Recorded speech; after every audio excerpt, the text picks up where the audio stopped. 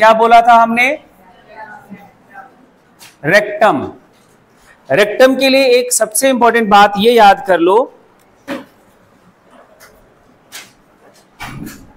Slowest peristalsis होता है। क्या होता है? स्लोएस्ट पेरिस्टालिसिस होता है। हाईएस्ट कहां होता है? स्टमक वॉल में, ठीक है। तो इधर पेरिस्टालिसिस सबसे स्लो होता है। एंड उसके बाद दूसरी बात ये लिखना था, हाँ, एलिमेंट्री की जो एलिमेंट्री की कैनाल की वॉल है उसे मसल्स हैं, वो मसल्स आपकी रिस्पॉन्सिबल है।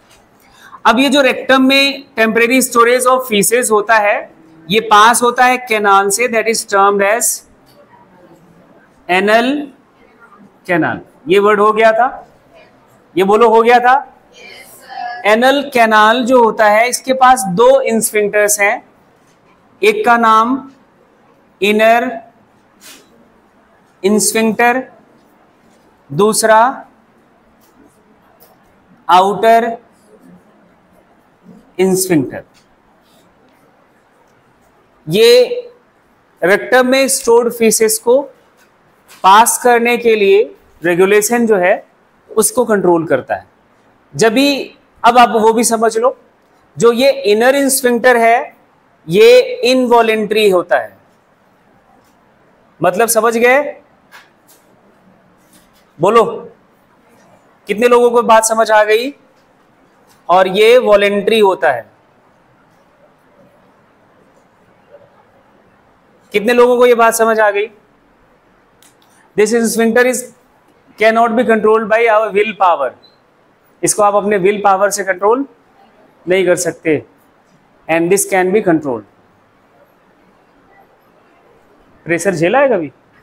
जब थोड़े बड़े हो जाते हैं तो हम कंट्रोल करके एक डेस्टिनेशन तक चले जाते हैं, देन हम भी पास कर देते हैं और क्या कर देते हैं और क्या होता है। हाँ, बट ये इनफेंट्स का क्या होगा? बोलो, इनवॉलेंट्री। बात याद रखना, ऐसे नहीं। और दूसरी एक और बात यहीं पे आपको मैं ऐड कर दूं, स्लोवेस्ट पेरिस्टालिसिस इधर होता है, और ये जो पेरिस्टालिसिस रेक्टम का होता है ना, this peristalsis helps to pass out the faeces. जो फीसेस पास आउट करने के लिए जो प्रेशर कहते हैं ना, वो जोर लगाते हैं, तो जोर तुम नहीं लगाते, ये कॉन्ट्रैक्शन एक्सपेंशन थोड़ा स्लो एंड फास्ट करते हैं। एंड देन और एब्डोमिनल मसल्स हैं, उसकी मदद से हम प्रेशर क्रिएट करते हैं जिससे वो पास। अब कई लोगों का ये प्रॉब्लम हो जाता है कि इसका पेरिस्टालिसिस ही एकदम स्लोवेस्ट तो वैसे ही होता है, बहुत ज्यादा स्लो हो जाता है, तो उनको तो भाई साहब फिर चूरन। ये तो हो गया पूरा डाइजेस्टिव ट्रैक्ट की कहानी खत्म। अब हेडिंग बना लो, डाइजेस्टिव ग्लैंड्स। किसका? हाँ, टेस्ट तो लेंगे, पढ़ना तो जरूरी है ना, टेस्ट तो होएगा ही। डाइजेस्टिव ग्लैंड्स, और डाइजेस्टिव ग्लैंड्स में एक एक मैं ऊपर से स्टार्ट कर रहा हूं नाम, और उनके सिक्रीशंस का बस नाम समझना है, उसमें कौन कौन सा एंजाइम होता है वो मैकेनिज्म में बात करेंगे। सबसे पहले एक ग्लैंड का नाम है सैलिवरी ग्लैंड, जो कहां पे सिचुएटेड है? बक्कल कैविटी में, माउथ वाले रीजन में। कौन से रीजन में? माउथ वाले रीजन में।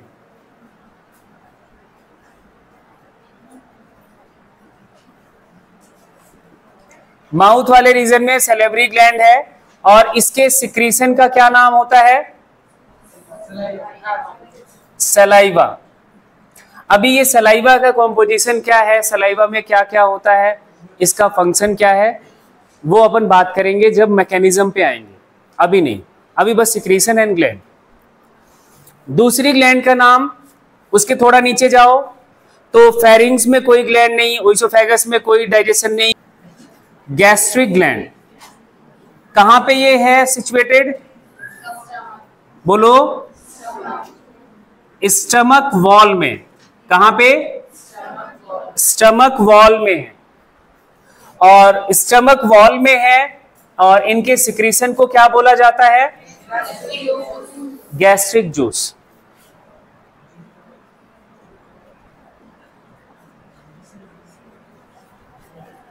इतनी बात तो पक्की समझ आ रही है। अब थोड़ा और आगे चलो, स्टमक के बाद क्या आता है? First part of small intestine, that is the duodenum. Duodenum में दो ग्लैंड्स आके खुलती हैं। पहला नाम लिख रहे हैं लीवर, ये लार्जेस्ट डाइजेस्टिव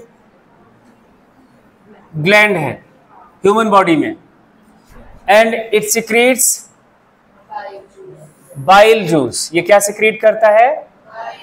बाइल जूस। इतनी बात पक्की है। उसके बाद फोर्थ, इसी में एक और ग्लैंड आगे खुलती है, that is the pancreas. Gland, G for gland, secrete करता है। इनका सिक्रीशन जो है वो बाइल जूस कहा जाता है, ऐसे लिख लो। अभी वो अपन बात करेंगे, तू लिख पहले। सिक्रीशन का नाम क्या है? Bile juice. लीवर के नीचे ही एक पाउच जैसा स्ट्रक्चर होता है, that is known as gall bladder. वहां पे थोड़ा बहुत बाइल स्टोर होता है, वो अपन करेंगे। पैंक्रियाज, पैंक्रियाज के लिए एक बात लिखना शुरू करो, मिक्स ग्लैंड है। कैसी ग्लैंड है? मिक्स ग्लैंड है। दूसरी बात लिखो, हेट्रोक्राइन ग्लैंड है।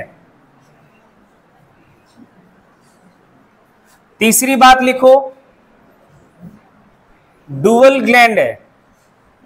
अब ये सब क्यों है ये अभी नहीं बताऊंगा,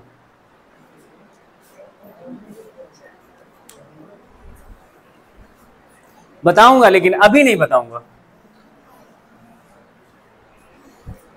हाँ, कल जरूर नेक्स्ट क्लास में पूछूंगा कि इसका नाम और क्या है। इसके सिक्रीशन को बोला जाता है पैंक्रियाटिक जूस। क्या बोलेंगे? Pancreatic juice. और चलो नीचे, फिर क्या आ जाता है? जजनम, इलियम, यही आता है। ठीक है, तो नेक्स्ट जो ग्लैंड है उसका नाम है इंटेस्टाइनल ग्लैंड। ये प्रेजेंट होती है in the wall of intestine. किसकी वॉल में? इंटेस्टाइन की वॉल में। जैसे गैस्ट्रिक स्टमक की वॉल में प्रेजेंट होती हैं, वो वैसे सेम इंटेस्टाइन की वॉल में। एंड इनका सिक्रीशन का नाम इंटेस्टाइनल जूस। इतने जूस हमने बना दिए, देखो पियो फिर, बोलो। तो कितने ग्लैंड्स हो गए? ये आपके सारे डाइजेस्टिव ग्लैंड के नाम एंड उनके सिक्रीशन का नाम। इस सिक्रीशन का कॉम्पोजिशन क्या है अभी हमने नहीं बताया है। अब एक एक करके शुरू करते हैं।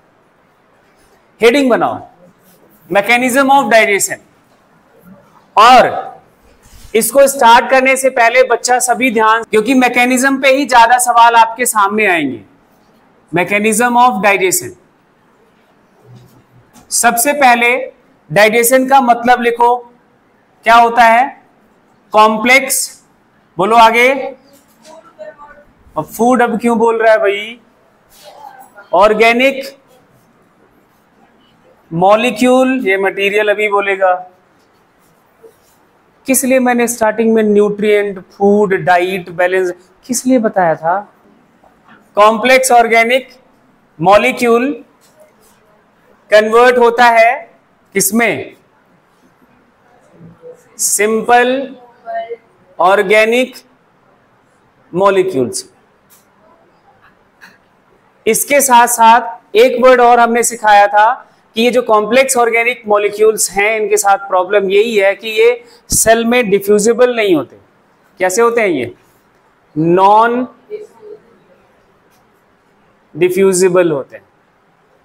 और ये जो कन्वर्जन होता है कन्वर्जन के बाद जो सिंपल ऑर्गेनिक मॉलिक्यूल बनता है ये डिफ्यूजिबल होते हैं, इसी को हम डाइजेशन कहते हैं।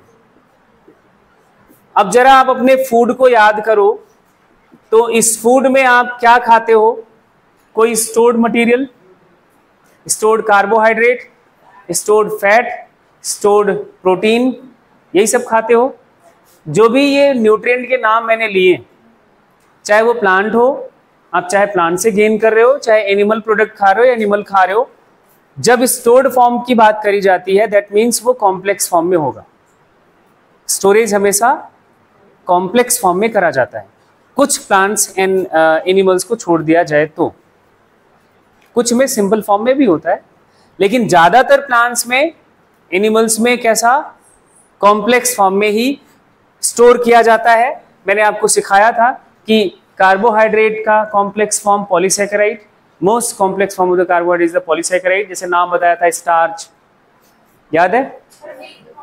अजी मीट क्या? हाँ, तो उसमें जो स्टोर्ड होगा प्रोटीन होगा, कार्बोहाइड्रेट होगा, फैट होगा, वो भी कॉम्प्लेक्स फॉर्म में ही होगा। हाँ, कॉम्प्लेक्स में ही होगा। आप फ्लैश किसी एनिमल का, अगर मेरा फ्लैश खाएगा तो भाई जो स्टोर्ड मटेरियल है वही मिलेगा तुझे, वो अलग बात है, खाएगा नहीं। अरे मुर्गे की बॉडी में वही जो स्टोर करा था उसने, वही इसीलिए तो खाया हमने, खा लेंगे, इसमें क्या है, मुर्गा ही तो है, कौन सा जहर है। ठीक है, तो जो भी हम फूड खाते हैं वो इसी फॉर्म में मोस्टली होता है। अब इसी फॉर्म में होने का प्रॉब्लम ये है कि भाई वो सेल में नहीं जा सकता, डिफ्यूजिबल फॉर्म नहीं है, तो उसका क्या करना होता है, केमिकल ब्रेकडाउन। और उसी केमिकल ब्रेकडाउन का नाम क्या दे दिया, डाइजेशन। ह्यूमन में ये डाइजेशन कैसा होता है, इंट्रा की एक्स्ट्रा? पक्का। अमीबा में इंट्रा, तो यहां हम लिखेंगे क्या, एक्स्ट्रा।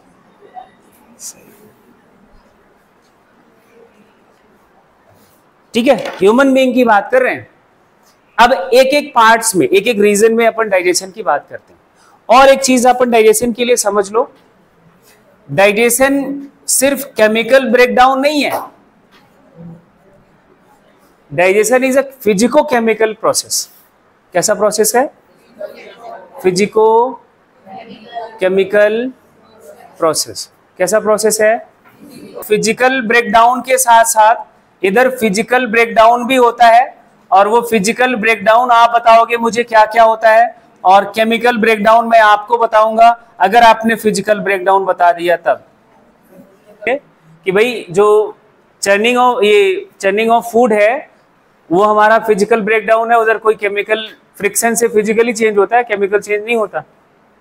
दूसरा, दांत के नीचे आप जो भी कुछ चबाओगे वो कैसा ब्रेकडाउन है, भाई चना का वो ग्रेन एक आप लेके चबाया, उसको छोटे टुकड़ों में तोड़ा दांत से, तो कैसा ब्रेकडाउन, फिजिकल वो आप फोर्स लगाओगे मसल से टूट जाएगा।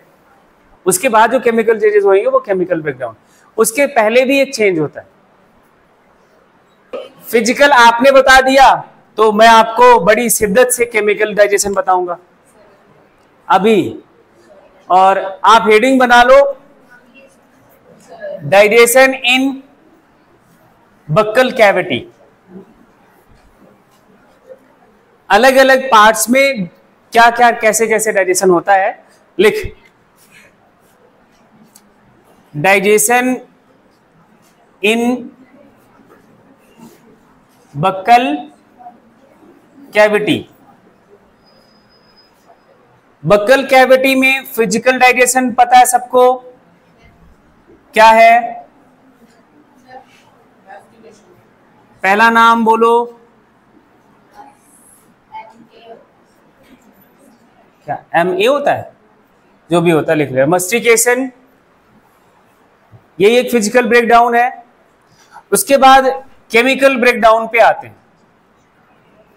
केमिकल ब्रेकडाउन के लिए, केमिकल डाइजेशन के लिए अब आपको पढ़ना पड़ेगा क्या, इधर बक्कल कैविटी में एक सिक्रीशन आता है, एक डाइजेस्टिव जूस आता है जिसका नाम क्या है, saliva, that is secreted by salivary gland. Salivary gland का नंबर 3 पेयर्स।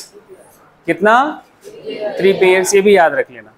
सलाइवा का जो कॉम्पोजिशन है, इसका मैक्सिमम जो पोर्शन है दैट इज द वाटर, ठीक है। एंड इसमें कुछ एंजाइम्स हैं जो डाइजेशन में मदद करते हैं। एंजाइम्स का नाम लिख रहा हूं, सैलिवरी एमाइलेज पहला नाम याद करो, जिसका एक और नाम है पी साइलेंट होता है, दैट इज अ टाइलिन। क्या बोलते हैं इसको? टाइलिन। टाइलिन से पूछेगा तो हवा उड़ जाएगी। सैलिवरी एमाइलेज से नाम जब पूछता है तो थोड़ा थोड़ा लगता है कि नहीं ये हमने पढ़ा है कहीं पे,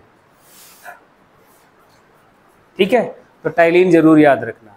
ये एक मेन जो सलाइवा में डाइजेस्टिव एंजाइम है, यही एक अकेला डाइजेस्टिव एंजाइम है। इसके अलावा भी एक और एंजाइम जो होता है वो डाइजेशन में मदद नहीं करता, बट याद कर लो, लाइसोजाइम। क्या होता है? लाइसोजाइम। ये लाइसोजाइम जो होता है, it breaks bacterial cell wall. किसको ब्रेक कर देता है, किसको डाइजेस्ट कर देता है? Bacterial cell wall. एंड यही एंजाइम जो हमारे सलाइवा में है prevent the growth of microbes inside the buccal cavity. नहीं तो इस पूरे बॉडी का जो इंटरनल ऑर्गन्स हैं, बक्कल कैविटी ओपनिंग है डायरेक्ट कांटेक्ट में एटमॉस्फेयर के, और एटमॉस्फेयर में बहुत सारा पोल्यूशन है और डायरेक्ट फूड जाता है, वो भी कंटामिनेट हो सकता है। बहुत सारे माइक्रोब्स इधर आते हैं जाते हैं। उन सब का ग्रोथ को रोकने के लिए नेचुरली आपके पास हमेशा सलाइवा में क्या है? अगर बैक्टीरिया को आपने गलती से चाट दिया, बक्कल कैविटी में एक डाइजेशन होता है सिर्फ और सिर्फ कार्बोहाइड्रेट का। किसका? कार्बोहाइड्रेट। जो आप स्टार्च खाते हो वो भी कार्बोहाइड्रेट में कौन सा कार्बोहाइड्रेट? स्टार्च। कौन सा कार्बोहाइड्रेट? स्टार्च। ये जो टाइलिन है इसका ब्रेकडाउन करता है, किसका ब्रेकडाउन करता है? स्टार्च का। किसमें? माल्टोज में। किसमें? ठीक है। किसमें कन्वर्ट करता है? माल्टोज में। और लगभग जितना स्टार्च खाते हो उसका 30% स्टार्च तो यही डाइजेस्ट हो जाता है। टाइलिन का डाइजेशन समझ आ गया। अब कुछ और रोल डाइजेशन में सलाइवा के हैं, वो लिख लो। लिखो, saliva helps in swallowing of food. Saliva किस में मदद करता है? Swallowing of food. क्यों, कैसे मदद करता है? इट मेक्स फूड क्या? सॉफ्ट। सॉफ्ट बनाता है, जिसकी वजह से हम आसानी से फूड को स्वेलो कर सकते हैं। It also helps in speaking. Saliva मदद करता है। अगर पूरा बक्कल कैविटी ड्राई हो जाए तो बोलने में बड़ी समस्या होती है, ठीक है। एंड ये लाइसोजाइम के लिए आप कहीं नोट करके लिख लो। इधर का कोई बहुत ज्यादा इंपॉर्टेंट बात नहीं, बट आपको ये जस्ट ये आपके पार्ट का काम है, इसलिए मैंने बता दिया। नहीं, सेकेंड पार्ट। अच्छा, टाइम हो गया। एक तो